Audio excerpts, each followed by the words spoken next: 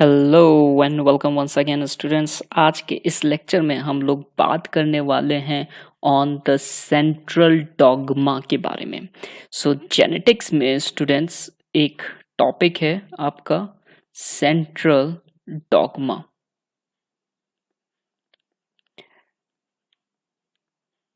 Central dogma क्या है और इसको हम क्या कहते हैं, ये क्यों इम्पोर्टेंट है, हम क्यों पढ़ते हैं, कहाँ कहाँ पे हम इसको पढ़ सकते हैं, ये सब हम आज के इस पर्टिकुलर वीडियो में देखेंगे। So please keep sticking on to this video up to the end. Students, जब हम सेंट्रल डॉगमा की बात करते हैं जिसको हम लोग इंफॉर्मेशन पाथवे भी बोलते हैं, ये सेंट्रल डॉगमा या इंफॉर्मेशन पाथवे ये है क्या चीज, और हम इसको कहाँ कहाँ पे कौन कौन सी जगहों पर इसके सिग्निफिकेंस को देखते हैं और पढ़ते हैं और समझते हैं स्टूडेंट्स। एक चीज ध्यान दीजिएगा कि ये जो पार्ट है, जो सेंट्रल डॉगमा है, ये आप जेनेटिक्स के अंडर पढ़ेंगे।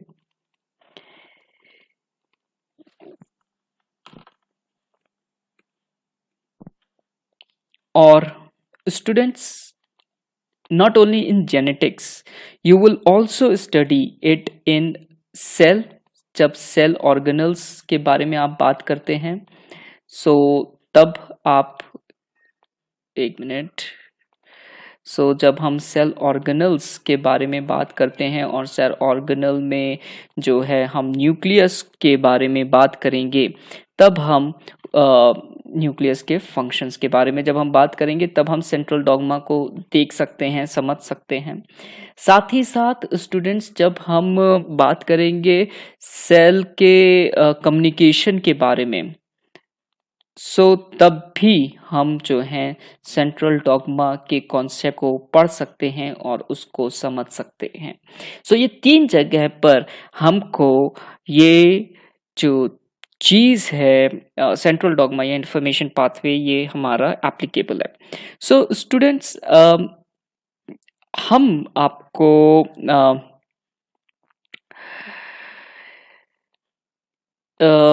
ले चलते हैं इस पर्टिकुलर कॉन्सेप्ट के डिटेल के बारे में। ध्यान दीजिएगा स्टूडेंट्स कि जो सेल है, अगर ये सेल है, राइट, और उसके पास दूसरे सेल्स भी होंगे, बट ऑफ कोर्स है, इन सेल्स के बीच में हमारे पास इंटरसेलुलर स्पेसेस होती है। ये सब इंटरसेलुलर स्पेसेस हैं। स्टूडेंट्स, जो ये इंटरसेलुलर स्पेसेस हैं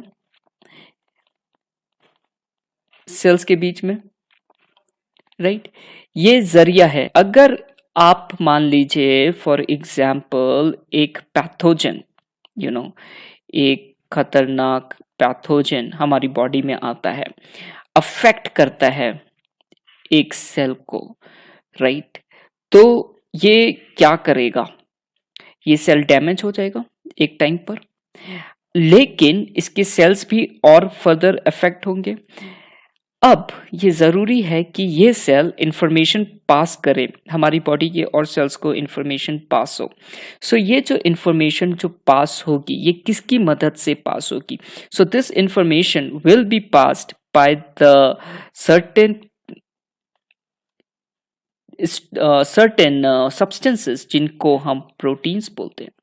ये प्रोटीन्स जो ये सेल रिलीज करेगा, ये प्रोटीन्स जाएंगे इसमें, ये सेल्स इंटरसेलुलर स्पेसेस में होते हुए सेल्स में पहुंचेंगे और ये इंफॉर्मेशन हमको मिलेगी।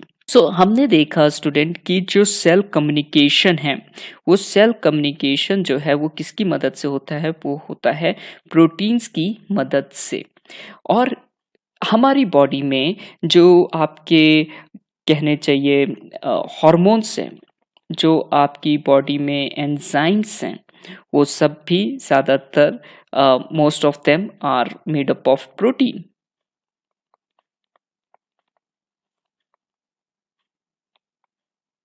स्टूडेंट, प्रोटीन जो है एक बहुत ही इंपॉर्टेंट सब्सटेंस हमारी बॉडी में है।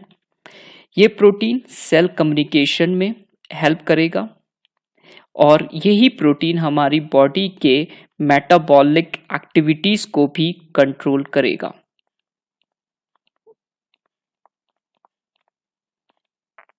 सो बहुत ही इंपॉर्टेंट सिग्निफिकेंट जो फीचर है स्टूडेंट, वो क्या है? वो है about this protein. Just hold on please for a second. So student, ये जो प्रोटीन है ये बहुत ही इंपॉर्टेंट सिग्निफिकेंट सब्सटेंस है हमारी बॉडी का।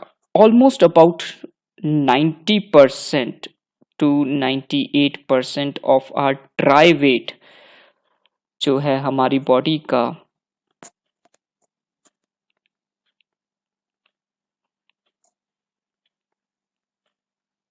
वो बनता है किससे? वो बनता है प्रोटीन से। ड्राई वेट की बात कर रहा हूं यहाँ पे। सो स्टूडेंट्स, आपको ध्यान में रखना है कि ये प्रोटीन जब हम कुछ खाते हैं, हम अपनी बॉडी में कार्बोहाइड्रेट्स लेते हैं, प्रोटीन्स लेते हैं, और जो है हम फैट्स लेते हैं और भी बहुत अदर सब्सटेंसेस लेते हैं, लेकिन 3 मेजर मैक्रोन्यूट्रिएंट्स हम लेते हैं। और कई लोग ऐसा मानते हैं, ठीक है, कि हम अगर प्रोटीन लेंगे तो हम अपनी इम्यूनिटी को बढ़ा सकते हैं, हम अपनी बॉडी को बढ़ा सकते हैं। ऐसा पूरे हद तक के सही नहीं है, ये मैं आपको बताना चाहता हूँ। Okay, why? Because every protein is different and every protein is unique, so you have to remember this point. Okay, you have to remember every protein is unique and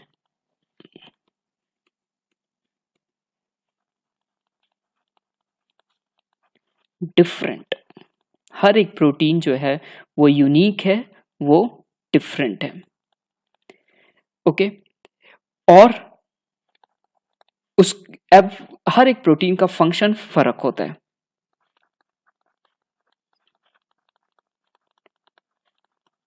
ठीक है। सो आप जो प्रोटीन बाहर से ले रहे हैं, ठीक है, वो protein might not be used by your body or maybe used by your body, that actually depends, okay, upon our metabolic activities।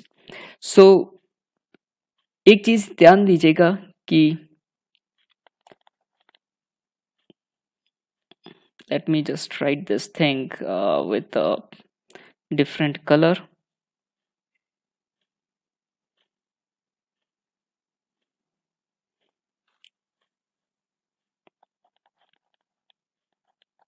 not by consuming the proteins from outside can our body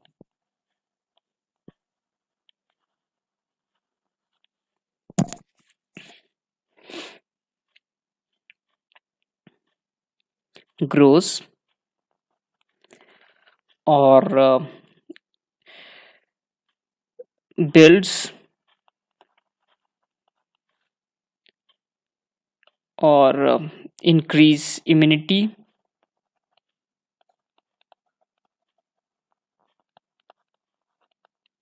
There are various internal factors that play a very significant role in controlling all these things।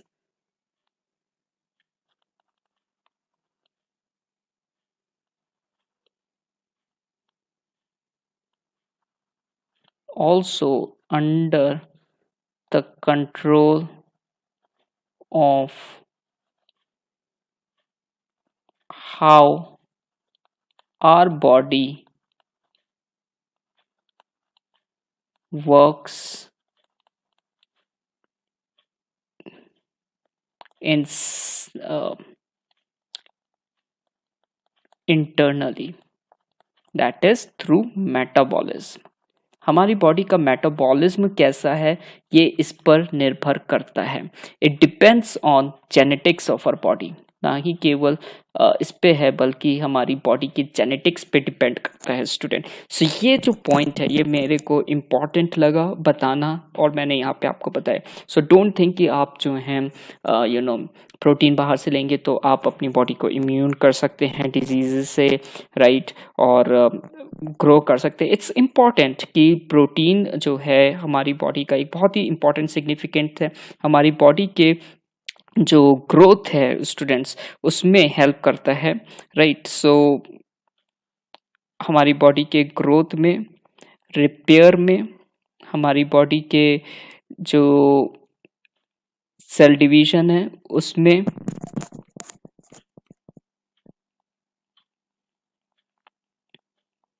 Reproduction में students protein का बहुत ही significant role है। Cell communication में,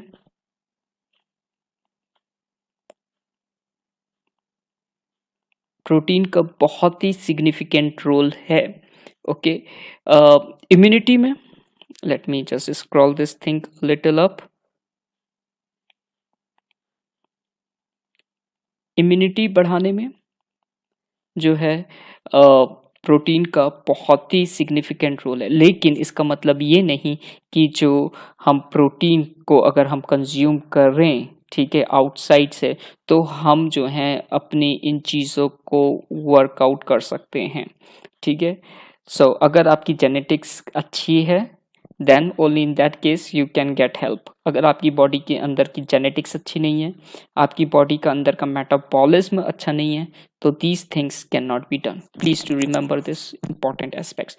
Now अब students हम लोग बात करते हैं ये जो प्रोटीन है, ठीक है, ये आ कहाँ से रहा है, ठीक है। सो हमने बताया हमारी बॉडी में जो प्रोटीन है जो हमारी बॉडी को ग्रो करेगा, रिपेयर करेगा, सेल डिवाइड करेगा, रिप्रोड्यूस करेगा, सेल कम्युनिकेट करेगा, इम्यूनिटी बढ़ाएगा, ये सब ज़्यादातर जो है हार्मोन्स और एंजाइम्स की मदद से होता है, राइट। और ये हार्मोन्स और एंजाइम्स जो हैं ये प्रोटीन हैं, लेकिन ये प्रोटीन बाहर की प्रोटीन से खा करके नहीं मिल रहे हैं, ये बॉडी हमारी खुद की बॉडी जो है वो इस प्रोटीन को बना रही है। सो ये कैसे बनाती है इसी को हम लोग बोलते हैं, इसी को हम लोग समझते हैं इन दिस सेंट्रल डॉग्मा या इंफॉर्मेशन पाथवे में। It is not information but it is information students. So let's talk on this part. Now ये प्रोटीन कहाँ से बनता है? So we have got in our body DNA. DNA के कुछ हिस्से जो कि फंक्शनल हैं, ओके, से सपोज ये पार्ट फंक्शन है, ये पार्ट फंक्शनल है, ये पार्ट फंक्शनल है और ये पार्ट फंक्शनल है, राइट। ये पार्ट जो फंक्शनल हैं, ठीक है, इन पार्ट जो पार्ट फंक्शनल होते हैं उनको हम लोग जीन्स बोलते हैं स्टूडेंट्स।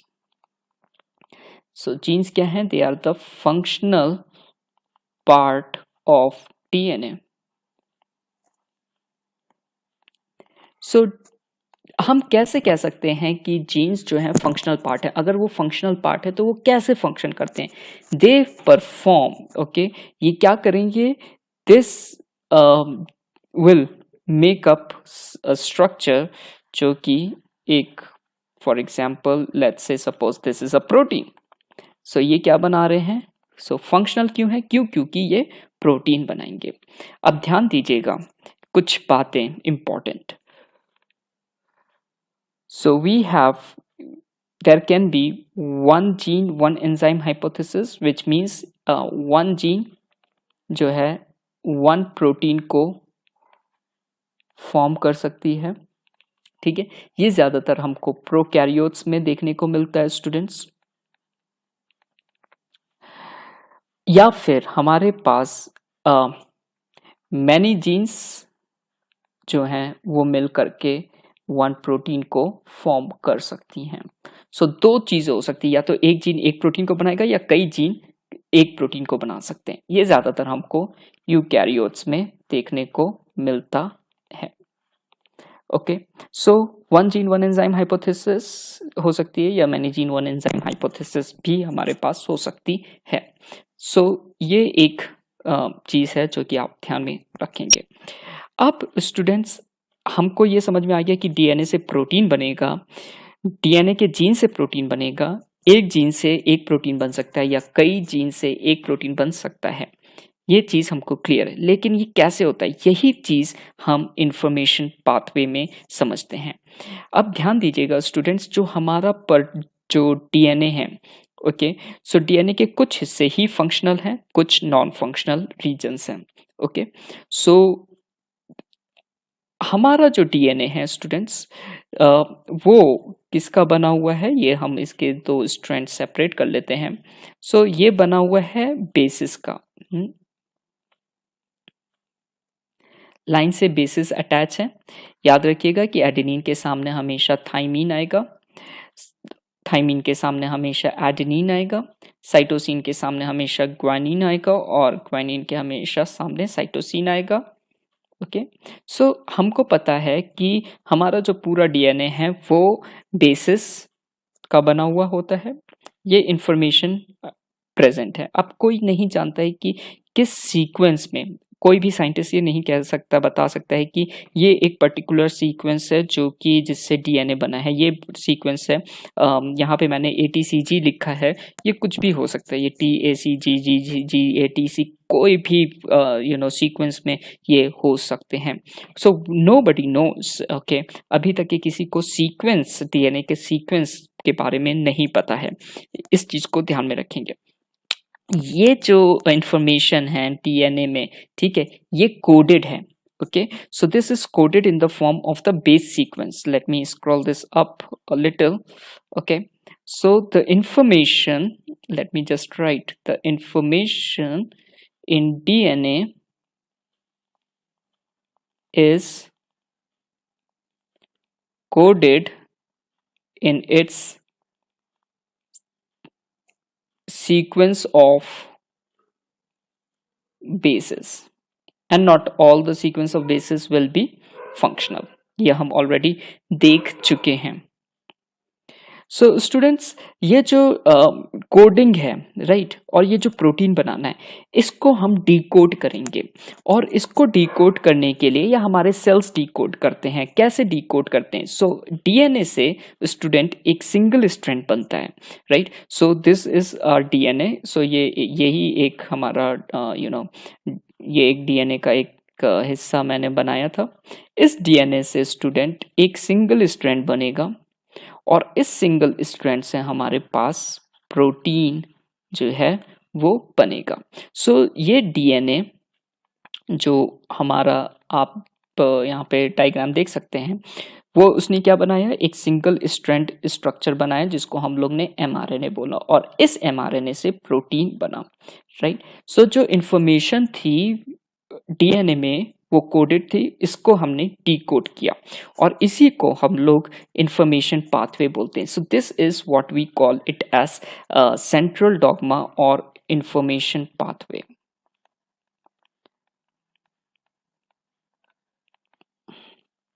इसी को हम लोग सेंट्रल डॉग्मा या इंफॉर्मेशन पाथवे बोलते हैं। डीएनए से एमआरएनए, एमआरएनए का मतलब होता है मैसेंजर आरएनए। सो डीएनए से डीएनए बनता है। आपको एक चीज ये पता होनी चाहिए कि डीएनए से डीएनए बनता है, और इस प्रोसेस को हम लोग रेप्लिकेशन बोलते हैं। रेप्लिकेशन का मतलब होता है copy banana.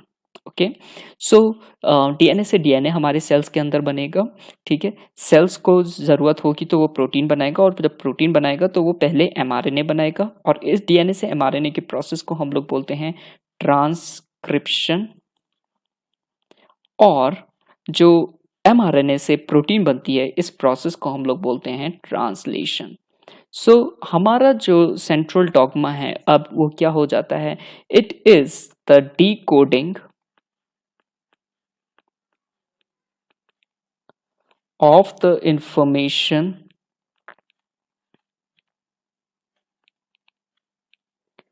present in DNA through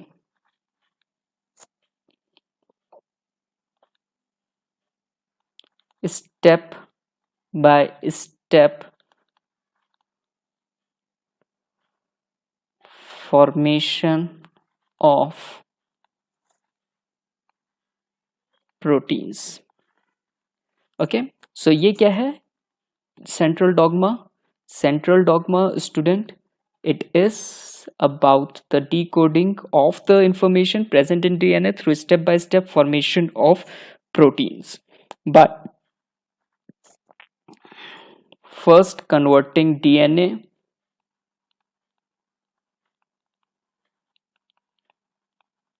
into mRNA by transcription followed by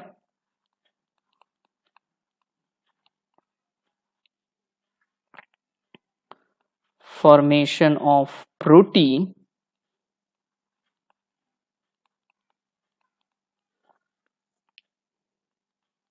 in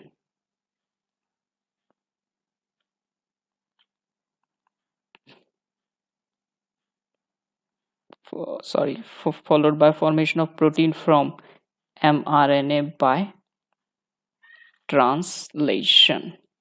Let me just scroll this a little up. Followed by translation. So student, this is all about the central dogma. और ये जो concept है students central dogma का, ये दिया दो scientist ने, और इन साइंटिस्ट के जो नाम हैं वो हैं Francis Crick and Watson. So I request you students कि आप इसको भी याद रख लेंगे, राइट. सो मैं आपको लिख करके यहाँ पे इनके नाम बता देता हूँ, आप इसको भी याद रखिएगा. So this person, he is Francis Crick,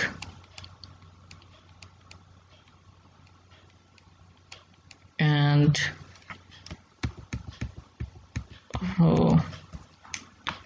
Francis Crick, and this one is James Watson. So Crick and Watson का नाम ना केवल सेंट्रल डॉगमा में आएगा, बल्कि इन दोनों का नाम जो है स्टूडेंट्स हमारे जो double helical structure of DNA है उसमें भी इनका नाम आता है, राइट. सो ये जो स्ट्रक्चर है, जो आपको ये डबल हेलिकल स्ट्रक्चर जो डीएनए का है, वो भी इन्हीं की देन है.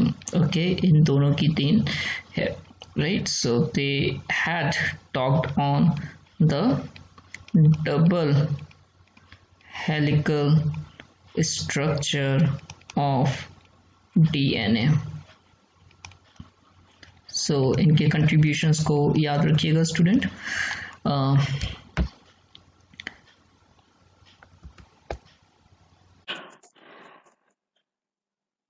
मेरे ख्याल से मैंने आपको लगभग सभी चीज़ें इम्पोर्टेंट बता दी हैं. सम अप करते हैं हम लोग इस पूरे टॉपिक को जल्दी से. सेंट्रल डॉगमा को इन्फॉर्मेशन पाथवे भी बोलते हैं. ये कॉन्सेप्ट जेनेटिक्स में आएगा, ये कॉन्सेप्ट सेल ऑर्गेनल्स में आएगा, ये कॉन्सेप्ट सेल कम्युनिकेशन में आएगा. सेल कम्युनिकेशन होता है प्रोटीन्स की मदद से. प्रोटीन्स जो हैं हार्मोन्स और एंजाइम्स प्रोटीन्स के बने होते हैं. मेटाबॉलिज्म में प्रोटीन्स के इस्तेमाल होता है. Growth, repair, cell division, reproduction, cell communication, immunity बढ़ाने में प्रोटीन का इस्तेमाल होता है. बाहर के प्रोटीन खाने से ज़रूरी नहीं कि हमारी जो बॉडी की इम्यूनिटी है वो बढ़ जाए या फिर हमारी बॉडी वर्क करे, क्योंकि बहुत ज़्यादा इंटरनल फैक्टर्स इन्वॉल्व होते हैं, मेटाबॉलिज्म इन्वॉल्व होता है, जेनेटिक्स इन्वॉल्व होती है जो कि इसको कंट्रोल करती है. 90 से 98% हमारी बॉडी का ड्राई वेट जो है वो प्रोटीन का बना हुआ होता है. अब हमारी बॉडी जो है कम्युनिकेट करेगी, इंटरसेलुलर कम्युनिकेशन या इंट्रासेलुलर कम्युनिकेशन होगा, वो सब किसकी मदद से होगा? प्रोटीन की मदद से होगा. ये प्रोटीन हमारी बॉडी में कहाँ से आ रहा है? बाहर के खाने से नहीं आ रहा है. पहली चीज ये आ रहा है हमारे डीएनए से. सो डीएनए प्रोटीन बनाता है. डीएनए के कुछ ही हिस्से प्रोटीन बनाते हैं जिनको हम लोग जीन्स बोलते हैं, और जीन्स क्या है? Functional part of DNA. कैसे फंक्शनल है? By the formation of proteins. So if they are functional they will be functional through the formation of proteins. अब एक जीन एक प्रोटीन बना सकते हैं या कई जीन एक प्रोटीन बना सकते हैं. प्रोकैरियोट्स में एक जीन एक प्रोटीन बनाएगा, यूकैरियोट्स में कई जीन एक प्रोटीन बनाएंगे. जो हमारा डीएनए है वो उसके जो बेसिस हैं ATCG, adenine guanine cytosine thymine, वो उसका सीक्वेंस कोई नहीं जानता है। और ये जो इंफॉर्मेशन है इस सीक्वेंस की प्रोटीन बनाने की वो कोडेड है इनके बेसिस में। सो ये डीकोड होगा थ्रू द इंफॉर्मेशन पाथवे, और डीकोड करने के लिए हमको सबसे पहले डीएनए से एमआरएनए बनाना पड़ेगा, यानी कि हमारा सेल बनाएगा, हम नहीं करेंगे। डीएनए से एमआरएनए बनेगा और एमआरएनए से प्रोटीन फॉर्म होगा। इस पूरे प्रोसेस को जिसमें कि रेप्लिकेशन, ट्रांसक्रिप्शन और ट्रांसलेशन, ये इंफॉर्मेशन जो है ये हमको देखने को मिलती है कि this is how the information from the DNA is being moved by the formation of protein. इसी को हम लोग सेंट्रल डॉगमा बोलते हैं। और ये जो है सेंट्रल डॉगमा की यहाँ पे मैंने डेफिनेशन लिख दी है in the simple language. It says it's the decoding of the information present in DNA through step-by-step formation of proteins by first converting DNA into mRNA by transcription, followed by formation of proteins from mRNA by translation. So this is all about central dogma from my end. I hope you must have understood this entire concept. Thank you very much for watching with this video, and please do take a very good care of yourself, and do share this video, like, share and subscribe this video. God bless you. Bye bye and take care.